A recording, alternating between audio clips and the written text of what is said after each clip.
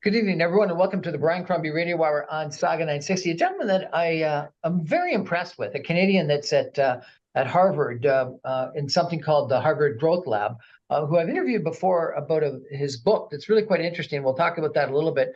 Just published on, I read it on LinkedIn, but he's published it, a study of the solution for housing crisis in Wyoming.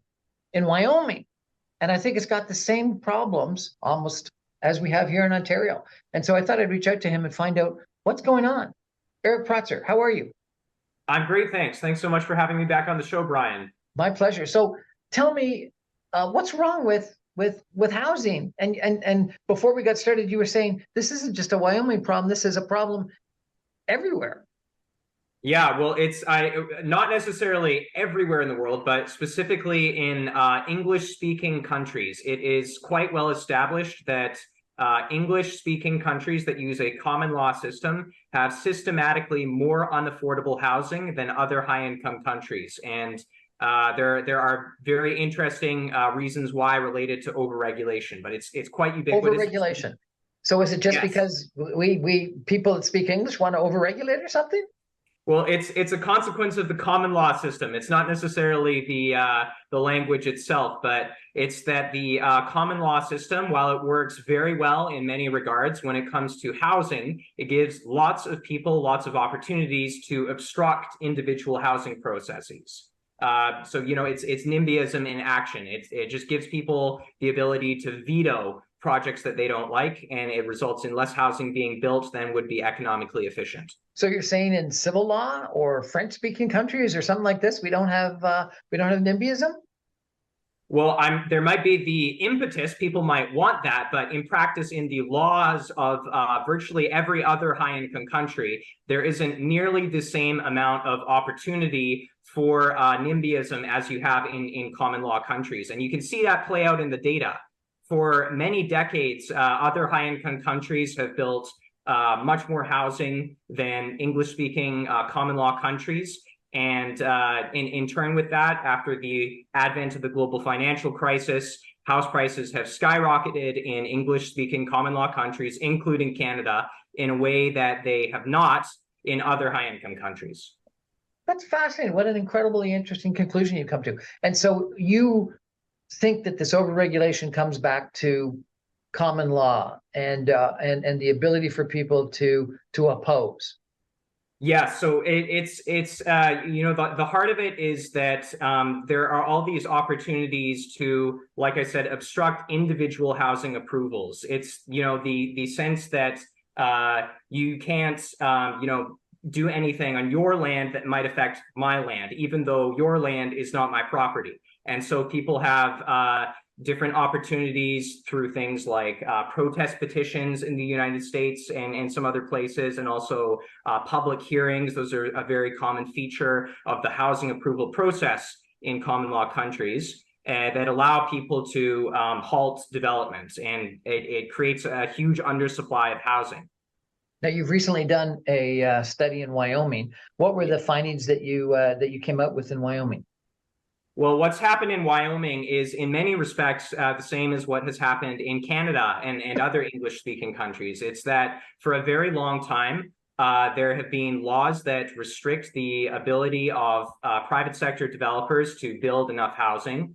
And in turn, after the global financial crisis, with the advent of ultra-low interest rates, demand really spiked up because these ultra-low interest rates allowed people to take out larger and larger mortgages. But because of these regulatory constraints, supply could not respond.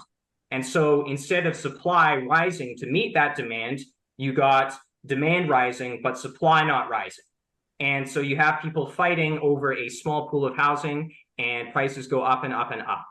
And the only way to really earnestly get through this is to overhaul the housing regulatory process in a way that other advanced countries, have done so much better. And how do we do that? Well, there's two categories of types of regulations that apply. One is restrictions on housing density, and two is the housing approval process. So there are restrictions on housing density, things like restrictive zoning, regulations on things like minimum lot sizes, how high you can build a building, all that kind of stuff. And then the other aspect is the approval process, where people have all these public hearings and opportunities to, stake their claim and say, I don't want this built in my neighborhood. And in order to get away from that, on the one hand, you have to deregulate the housing density restrictions to allow this to be left to the free market, essentially. That if people demand a certain type of housing in a certain type of location, it shouldn't be urban planners that say yes or no to that. It should be just whatever is demanded gets supplied. And then the flip side of that is that instead of having these highly vetocratic processes of allowing these public hearings and what have you, so that people can stop housing developments in their tracks, you can front load that process, and you can have it so that public hearings are instead replaced by something where you systematically survey public opinion and you see what people want for the future of their city, but you do it all at once right when you're setting out your city plans. And then you don't have these repeated public hearings at every individual housing project. Sounds like a pretty massive overhaul of the typical system, the way housing is currently being reviewed, approved, and developed in North America. Yes, well, I mean, it's interesting because there are actors in the Canadian political landscape who are entertaining these kinds of ideas. And what I find interesting is that they even come from opposite ends of the political spectrum. Arguably, the two leading Canadian politicians who have taken this issue up are David Eby of the NDP government of British Columbia and Pierre Poilievre, the Conservative leader. And they're both very emphatic that there needs to be, faster approval for housing, less opportunity for NIMBYism, and an expansion of the housing supply. Do you think they'll be successful? I think that David Eby is already, he's already taking steps to address this. We'll see how far he can get. He is, facing some political opposition on the matter. Pierre Poilievre, of course, who knows what the future holds, if it will be him that gets elected in the next election.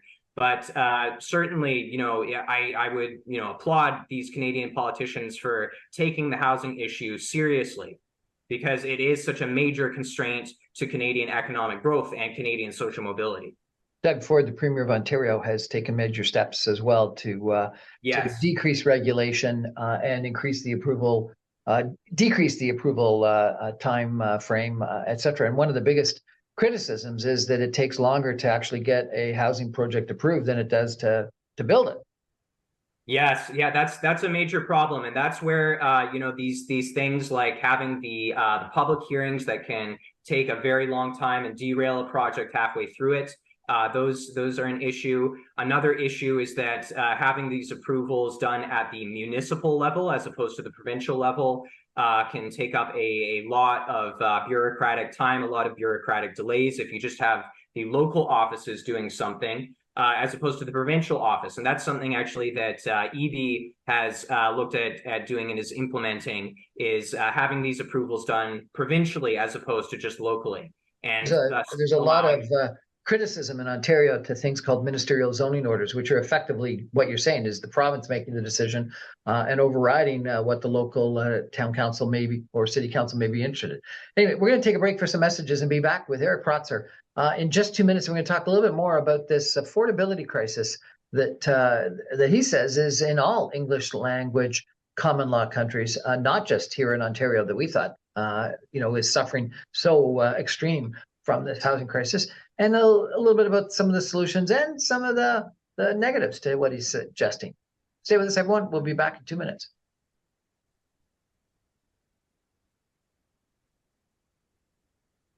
Welcome back, everyone, to the Brian Crombie Radio Hour on Saga 960. It's my pleasure to be chatting tonight with Eric Protzer. He's a Canadian that's actually down in Boston, or Cambridge, I guess, at the Harvard Growth Lab.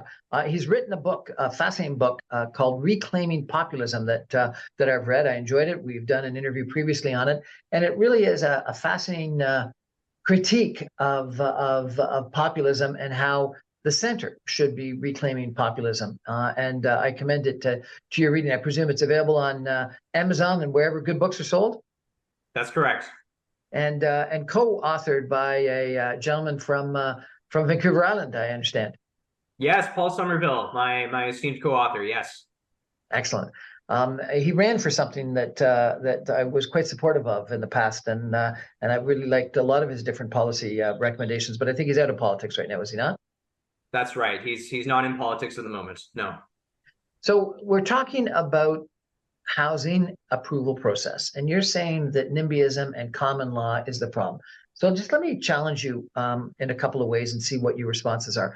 So, Sure. you know, if I've got a house and I've invested my net worth, the vast majority of my net worth in a house, don't I have the right to have a say if someone wants to build a tower right next door to me and ruin the traffic on my street and shade my backyard and have people looking into my backyard and other things?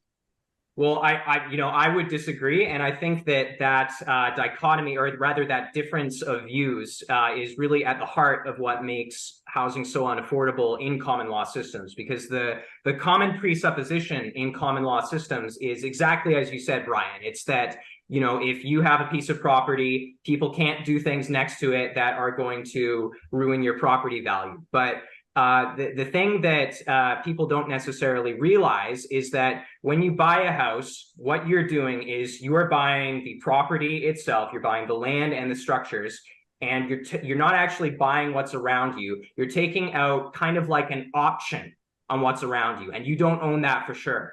You know, when you buy a house, certainly the view that you have or the neighborhood that you have, that is factored into the price. But it's not factored in as a fixed thing. It's factored in as some kind of probability that you can keep that view, keep that neighborhood, etc. And so when you're buying and selling and evaluating your house's worth, really from a property ownership perspective, that's what you have to take into account, because you don't own the neighborhood, you don't own the view, you really just own the parcel of land. But when I think the majority of homeowners think they own the view. They think they own the neighborhood. You know, right, they had zoning that said that only single family homes could be built in this neighborhood, and only of 2 stories, and only of one family, and they don't want a 3-story or a 10-story or 20-story something built, and they don't necessarily want a duplex or a triplex or a quadplex. Well, that's absolutely right, and that's really the heart of the reason why housing has become so unaffordable in English-speaking countries, including Canada. It's because people have this sense that you know, they're not just entitled to their own property, but other people's property. You know, and if you think about that from a property rights perspective, I would argue it's a little bit perverse. You know, it's like you can have a plot of land, and then your neighbors and your local government can tell you what you can and cannot do with that land, but it's your land. And if you're interested in economic efficiency, then there does need to be a clear separation of property rights. And having that kind of obstructionism where people say, you know, okay, it's not my land, but I'm going to do things to write laws to say that you can't build on it, that is exactly what leads to not enough housing, an undersupply of housing, and ultimately a great deal of unaffordability. But the whole idea, I thought, of urban planning and zoning was to be able to control what was built where, and so that you had, you know, separation between residential areas and industrial areas and employment areas and commercial and retail areas, and you had separation between you know, high density towers versus single family homes. And so, are you saying that urban planning and zoning doesn't make any sense?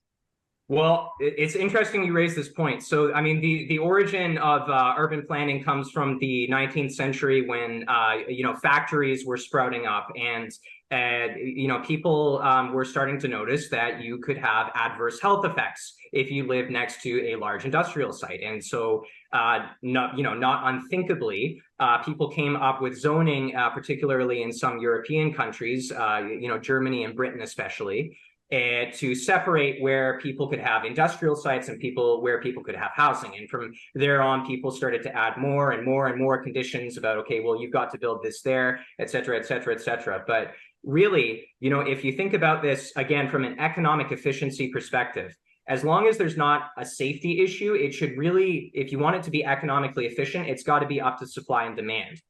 Because if you have a system where urban planners are really just dictating, okay, this is where shops can be built, this is where single family homes can be built, this is where multifamily homes can be built, that's, it's sort of like a form of central planning. It has very strong elements of a central planner trying to say this supply is not allowed to be built here, regardless of what people are actually demanding. And that creates a very big gap between what people are demanding and the supply that would naturally meet that demand if you had a free market, and what is really happening, which is a huge amount of obstruction. And so it's no wonder that prices go through the roof. But it's even more than that, isn't it? Because it's not just saying where you can build retail versus industrial versus single family homes. Town planners and the planning process want to tell you, how many bike racks you got to have, and how many amenities you have on a per square footage for every unit you have, and what type of materials that you have, and on and on and on. Is that not the case? Yeah, that is the case, and in my view, many aspects of that are quite unfortunate, because when you're dealing with things like what materials somebody should build their house out of, well, shouldn't that be up to them? Shouldn't you not be imposing these aesthetic requirements of what you think is appropriate? Instead, let somebody build what they. Then profit-oriented developers are going to build cheap stuff that won't stand the test of time. I'm not sure that's well, okay. So you have two worlds here that we're envisioning. The current world is clearly unaffordable. The alternative world, maybe there is some cheaper housing that gets built. And I mean, obviously, if there is a safety issue, you do need to regulate that. That is, beyond. But you don't have to regulate how many parking spots, how many bike racks, how much amenities square footage you should have, what the right floor plate size should be, how many stories you can have, what the setback is from the next building, etc.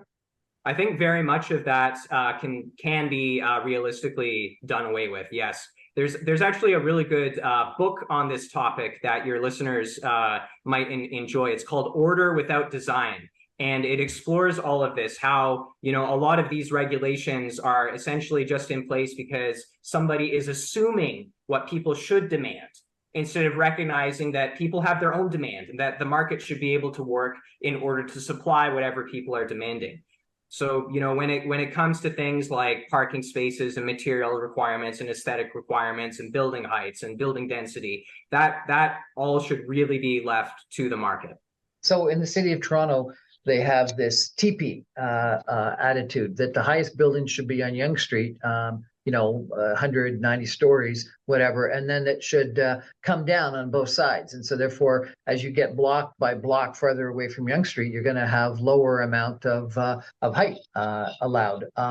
You're saying that's not a good idea? That well, you could have a 100-story or a 90-story building at Bloor and Yonge, and then have something that's smaller, and then come back up to 80 stories or 100 stories a couple blocks west or a couple blocks east?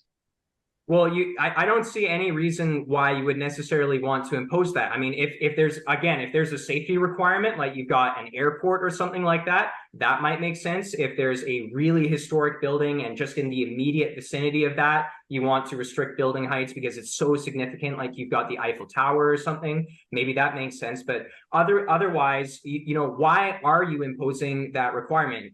Just because you think it makes sense as a planner? Why not leave that to the market and let people demand what they want? And the really interesting thing is that if you do leave it to the market, then the market creates its own order. You get, situations where people will naturally demand more space the further from the central business district, and less space, denser housing closer to the central business district. So although there will be some variation along the way because people will have somewhat different preferences, you'll get that trade-off naturally because of market forces anyway. So a lot of these things that are talked about, there's no need to regulate it in law. Just leave it to the market.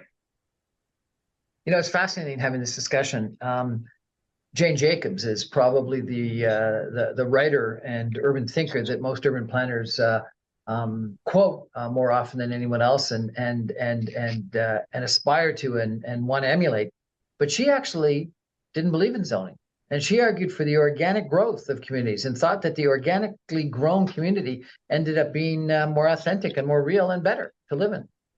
Yeah, well, I mean, I think it's a very compelling position, and in a sense, it requires, re-envisioning the role of what an urban planner to do. Because right now, the way that urban planners operate is that they come to a city and they say, I have a vision for the city, and I'm going to plan the city so it's my vision. But really, this alternative, grassroots approach you're talking about, the Jane Jacobs approach, it's about how can you, as an urban planner, allow all the millions or hundreds of thousands of people who live in a city to realize their visions of the city. And so then your role as an urban planner isn't about dictating what kind of housing gets built where. It's about facilitating the kind of infrastructure that allows housing to be built wherever it's demanded. Things like roads and public transit and sewers, etc.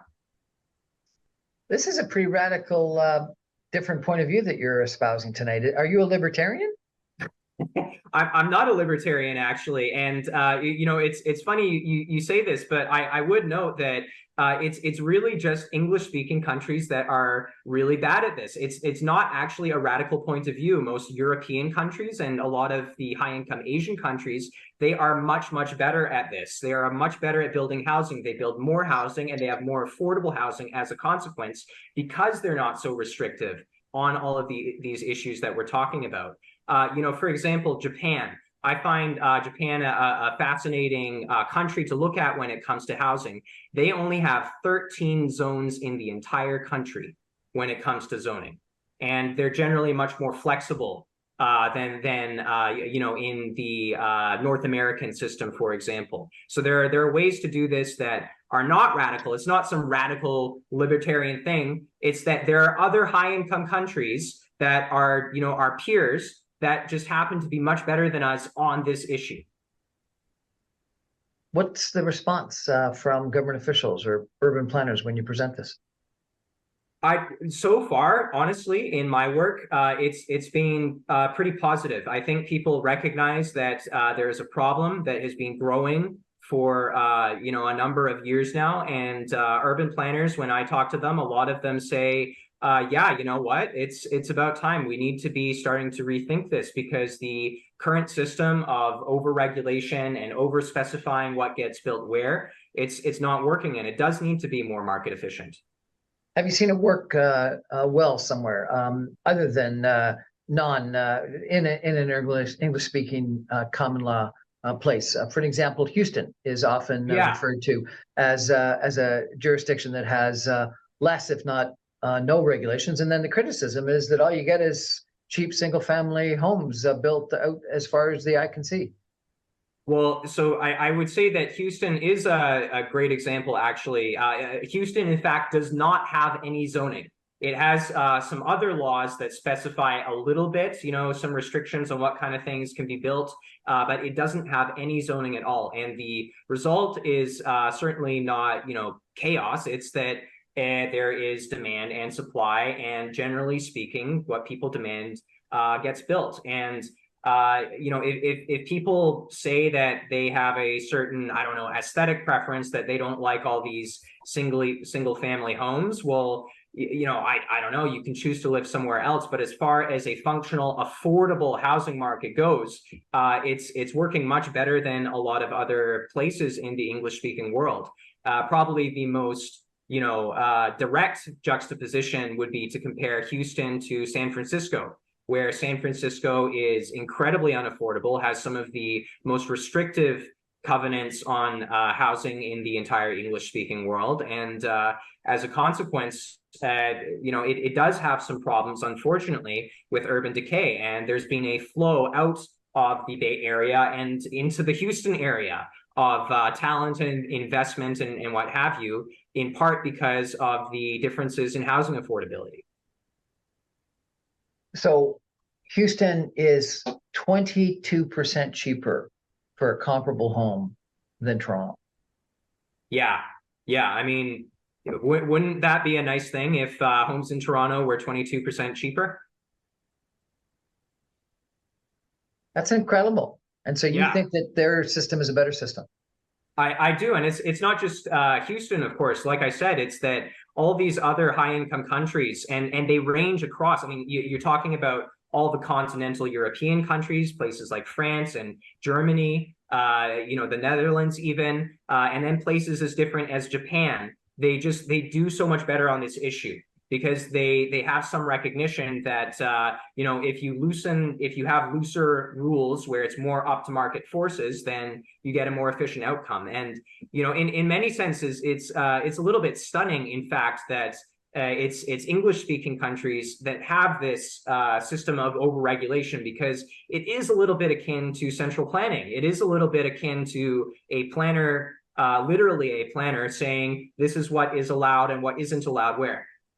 It's interesting, Eric, that we have this attitude about central planning that is so bad. And yet we have, as you said, instituted in the real estate market. And I think a lot of people would have thought real estate is one of those things that's really, about the small entrepreneur, the freedom, the developer, the guy that goes out, the girl that goes out and buys some land and builds something. And I've been involved in numerous different industries. I've been involved in the pharmaceutical industry. I've been involved in the beer industry. I've been involved in the entertainment industry. And none of them, other than maybe the pharmaceutical business, and even the pharmaceutical business, really, as you say, the restriction is only on safety. Exactly. You got to prove safety and you got to prove efficacy. But they don't tell you what color the pill is going to be. They don't tell you how many bike racks you're going to have. There's not the equivalent of the same kind of regulation. I have not been involved in any industry that is as regulated as the real estate development business is in my career. And yet most people would have thought that the real estate development business is a swashbuckling entrepreneurial, small entrepreneur can be successful kind of business. Why is it? This isn't just common law. This is an attitude that planners know best, that politicians know best.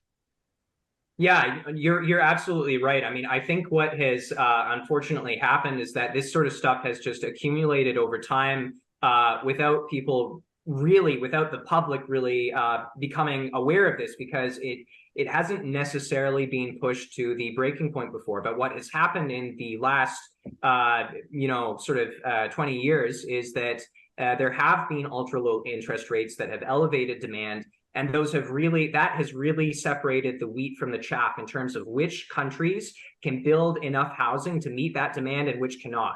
And the other high-income countries have done so much better on this issue than the English-speaking countries. But let me pick up on a comment you made, Brian, about how all these other industries are so much less regulated than housing. And it's funny you mentioned that, because that's often a way that I use to explain this. It's that, well, can you imagine how unaffordable it would be if every time you wanted to buy a shirt, you needed to get all your neighbors' approval that they liked your shirt and it wasn't an ugly shirt and they liked the color of your shirt, and there were exact regulations about what kind of shirt you could buy only in certain colors, and the approval process to get a shirt could take a year or more than a year. I mean, it would be ridiculous. We'd all be walking around in pillowcases, right? So it's no wonder there's this unaffordability in the housing market when you do have that kind of overregulation. Fascinating conversation we're having tonight with Eric Protzer about housing affordability and why we have created a situation that our housing is so unaffordable. And he's arguing it's because of NIMBYism and overregulation. Stay with us. We're going to be back in just 2 minutes.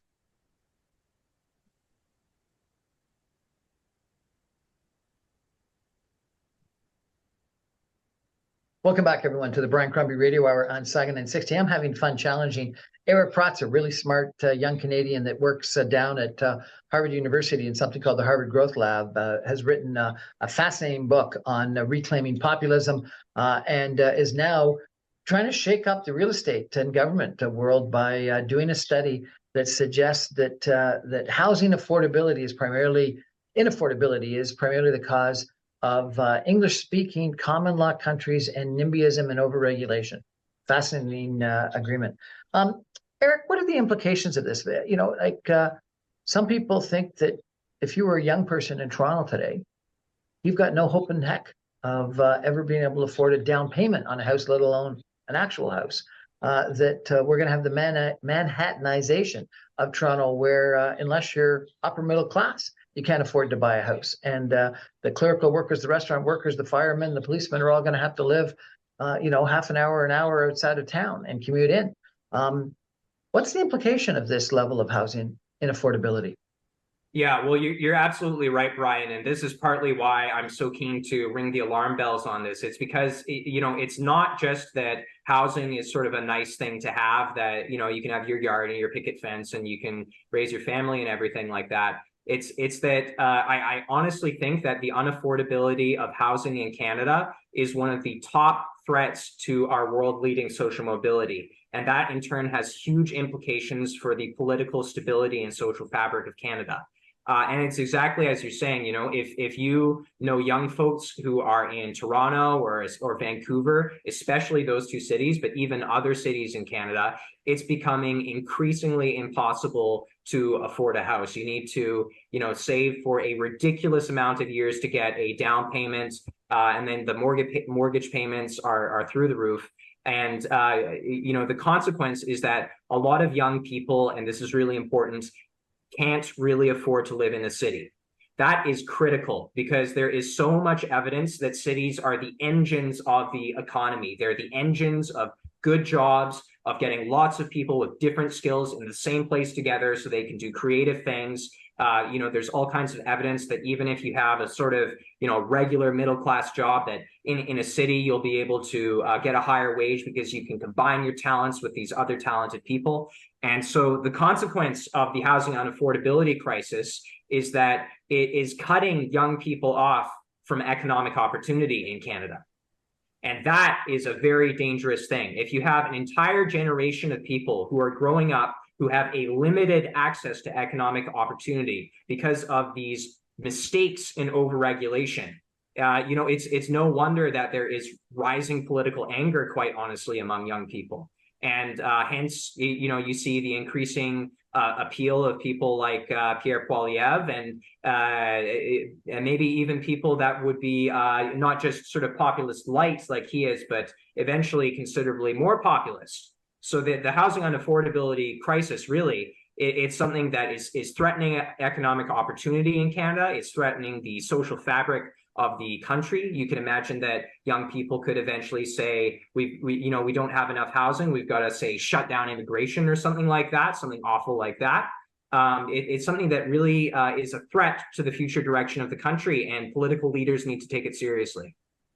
Eric, you focused a lot on young people, but it's not just young people that are hurt by this. It is newcomers. It is newcomers. It's renters that want to move out of rental accommodation and move into a home ownership. And one of the things that I find frankly shocking about this issue in Canada, I'm not sure if it's the same in the United States, but some of the people that are most against the changes that you're suggesting and are most sort of stuck in the institutional structure that currently exists are progressives that one would have thought would have normally been supportive of young people, newcomers, immigrants, people at the lower end of the income scale that are renters that want to better their lives. And I almost wonder, and I've used this description before, so I got criticized for it. I said it's actually a moral issue, and they're doing something that's almost unethical by harming the prosperity opportunities for young people, newcomers, immigrants, lower income stratus people. What do you think of that? Yeah, I couldn't agree more, Brian. Not only this is quite obviously a threat to people who are the most vulnerable in society, lower income people, new immigrants. Imagine you've just arrived from another country and you can't find housing. It's insane. But it is something where I do feel frustrated with elements of the progressive political class over this. I mean, I remember I once had to terminate a print interview with a progressive magazine because they didn't like that I was saying that housing unaffordability is a regulatory issue and it's about NIMBYism. They were going on about how they think it's just because of these financial elites and their machinations, and that it's fine to keep these regulations in place so that nobody can build in the same neighborhood as me. And it's exactly right. Some of the most vocal NIMBYism out there, unfortunately, often does come from progressives who otherwise are very keen to help unfortunate members of society, but somehow can't see through this issue that if you're trying to prevent housing from being built, then you are harming, people who are less fortunate than you, because there needs to be a robust housing supply so that those people can afford housing. I find this astounding. Please help me here, because these are not dumb people. They're smart people. And yet when faced with the idea of increased density, or increased height, or lower development fees, which is something that we have here in Toronto. I'm not sure if you have it in the United States and places, but developers have to pay a development fee for every single unit that gets constructed. These people will flippantly say, "Oh no, developers, rich, greedy developers will just make more money. They won't actually lower the price of their accommodation. They're just going to make more profit, and so therefore you're providing a windfall profit to developers." If someone said that to you, if a progressive politician said that to you, how would you respond? Well, I would certainly disagree, and I would think that it actually betrays quite a degree of economic illiteracy to take that kind of a position. I mean, think of I know you're laughing, but I'm quite serious. I mean, think of any other privately provided good. I mean, think of like if you applied this kind of argument about, the developers are only going to build the fancy, expensive housing. Think of if you applied that to, I don't know, like jackets or bicycles or anything. I mean, in reality, yeah, there are some really fancy jackets and bicycles and computers and what have you that you can get for thousands of dollars. And then, you can also get like a $300 bike or a $100 jacket.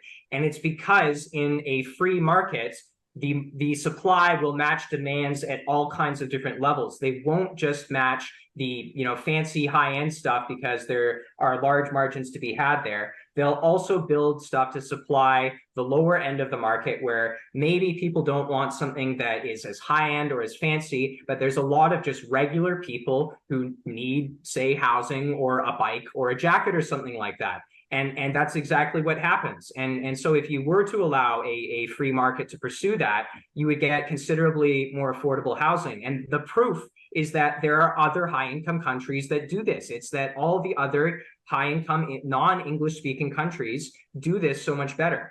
So it's completely absurd to suggest that it's just these evil developers jacking up the prices. It's like, no, actually, in an efficient free market, you do get supply that meets demand at all kinds of different levels.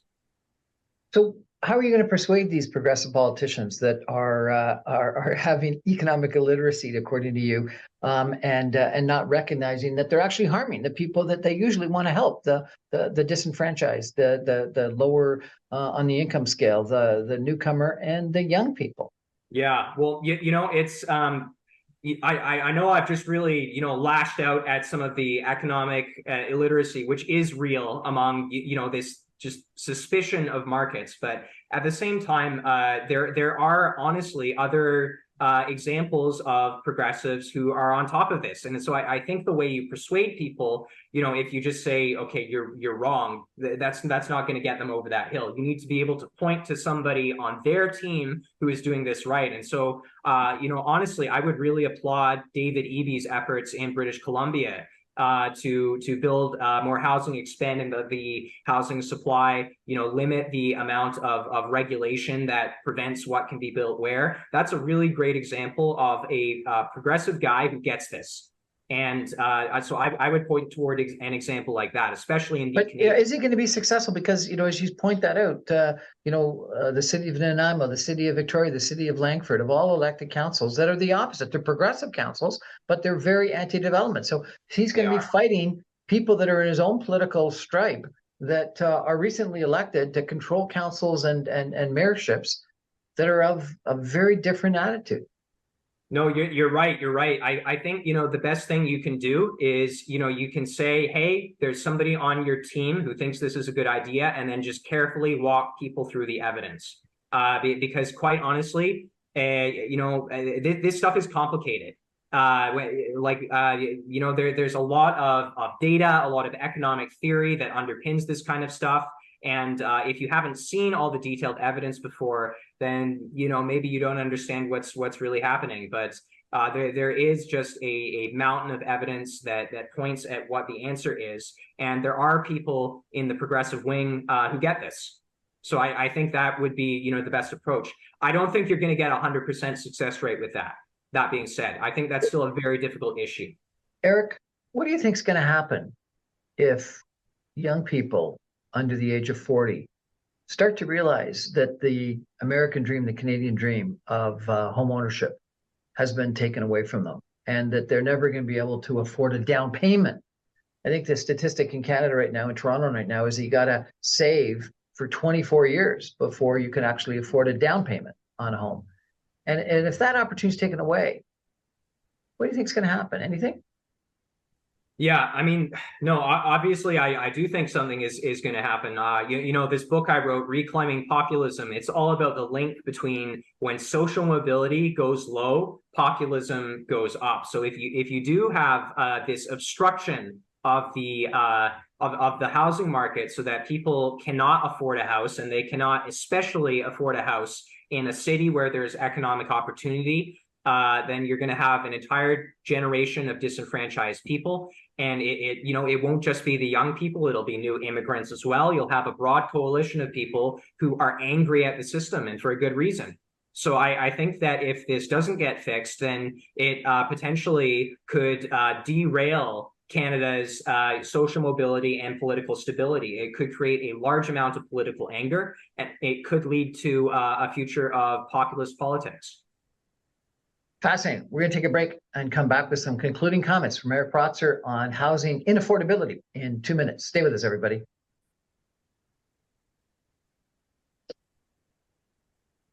Welcome back, everyone, to the Brian Crombie Radio Hour on Saga 960. My guest tonight is Eric Protzer. He has written a book called Reclaiming Populism, which is really quite a fascinating review of where we are in our economic system in Canada and North America today relative to the populists of the left and the right, and that the center can reclaim populism. I like to describe myself at times as a radical centrist, and so maybe that's an opportunity for us, Eric.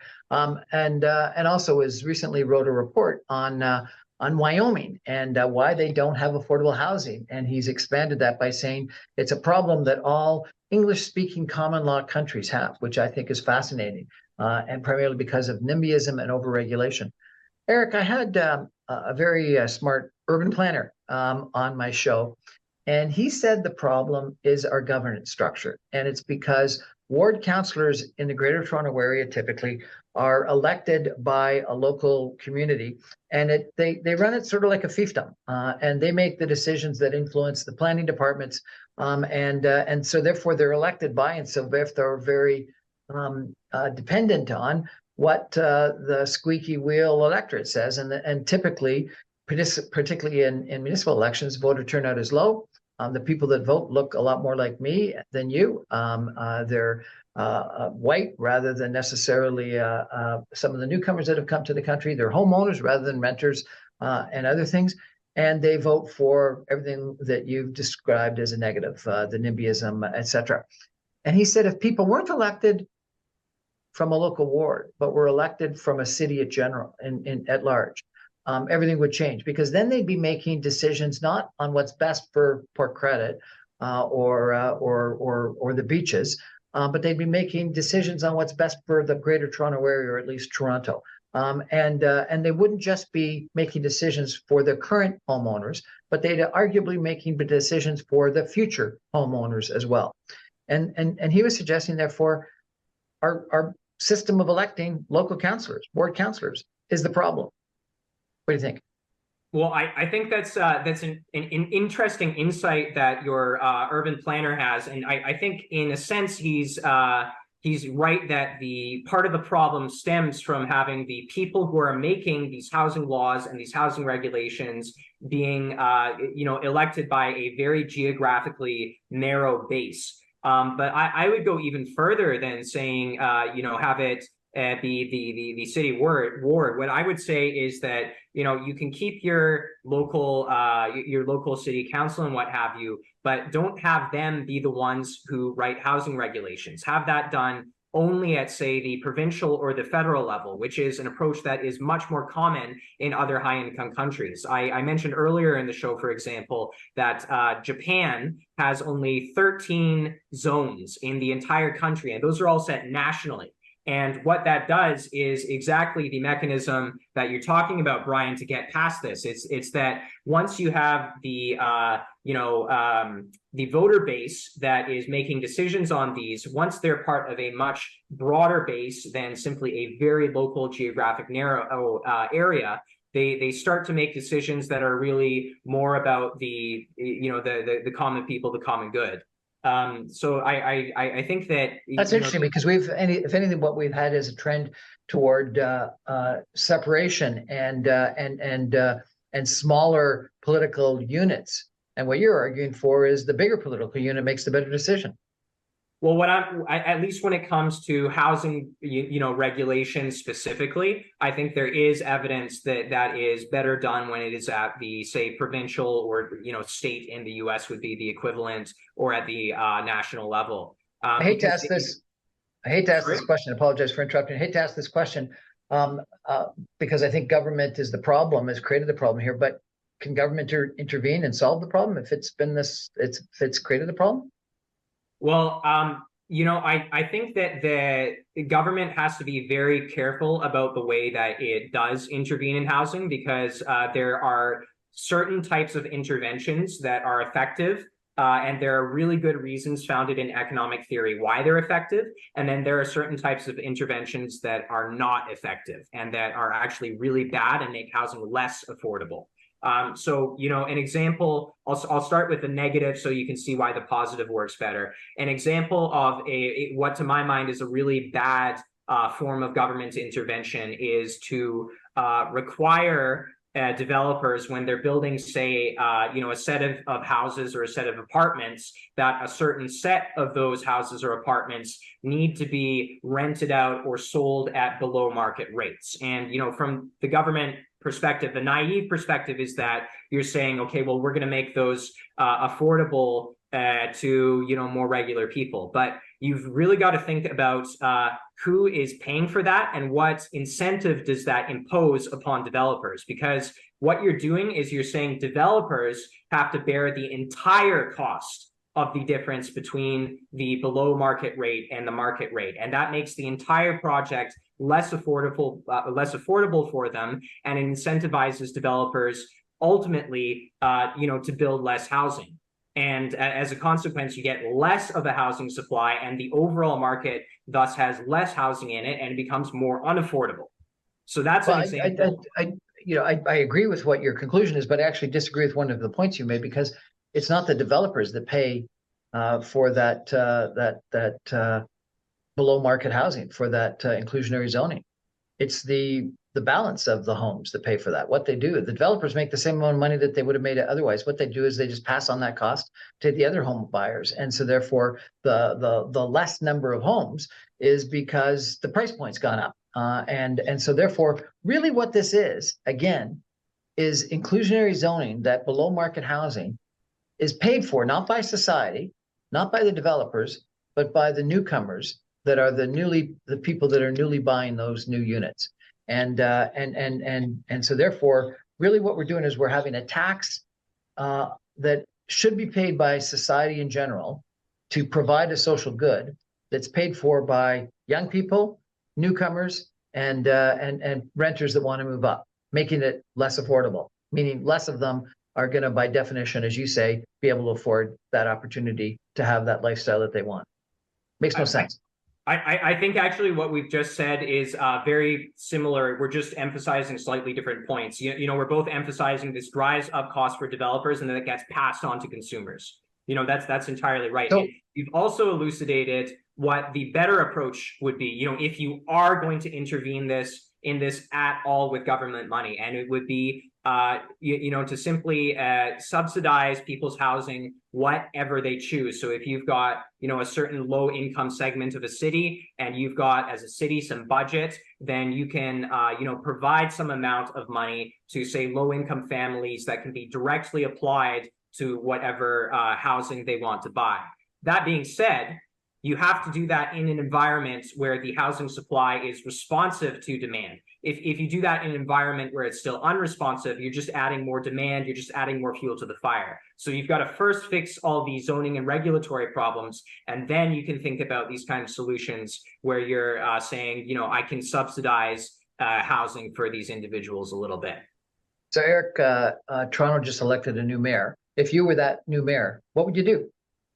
Well, I would first of all probably immediately get in contact with the provincial and federal government to talk about this issue and talk about, deregulating aggressively a lot of the restrictions on zoning and building heights, et cetera, and then and in addition to regulations on the housing approval process, things like public hearings, the all the NIMBY opportunities that get in there. And then I would try to, honestly take away the power to make those decisions from the city. I would lobby to say that ought to be a provincial or a federal even decision, that it shouldn't be up to the local people, because it just results in lots of NIMBYism. So that would be the agenda that I would pursue. Eric Protzer, thanks for joining us. Really appreciate it. My opinion on this is probably obvious, but let me state it. I think that government has created a huge problem in the situation. I think that the level of housing inaffordability is a direct cause of municipal politicians. I think that it's because of, as Eric has said, this NIMBYism attitude and the fact that we can, in so many different ways, get involved in the process to delay, to obstruct, to change, etc. And I think it's probably a problem of urban planning, that urban planning wants to be central planning, like those central planning economies that we describe so terribly in so many other sectors of society, but for some reason we emulate in city planning, and it just makes no sense. And I do think that politicians, particularly municipal politicians, but also provincial politicians in Canada, have to come to the realization that what they have done is they put in place a system that is going to disenfranchise young people, newcomers, renters, people at the lower end of the economic spectrum from having the life that they want. And I think this is a huge generational transfer of wealth from young people to old people, where people that look like me a lot more than people that look like Eric are going to enjoy this massive buildup of net worth that we don't deserve. Housing shouldn't be growing at multiples of GDP growth. It should be growing at GDP, but we've enjoyed that buildup of net worth in our homes. And people that look like Eric and of Eric's age are never going to be able to afford the kind of lifestyle. And this is one of the first generations where I think that we are passing on to the next generation a worse economic future. And it's because of NIMBYism and government overregulations. And it's morally wrong. And our politicians have got to wake up and realize it. And we've got to, as a society, realize that our NIMBY attitudes are harming our kids and are harming the people that we're welcoming into our country and encouraging to come into our country, and are harming the people that are the most vulnerable in society. And until and unless we come to that realization, we're going to have an economic system that my son and my daughter are never going to be able to afford a home in the town, in the city they grew up in and want to work and live in. It's terrible. Eric, thanks so much. Really enjoyed the chat tonight. Thank you, Brian. Appreciate it. That's our show for tonight, everybody. Thanks for joining us. Good night.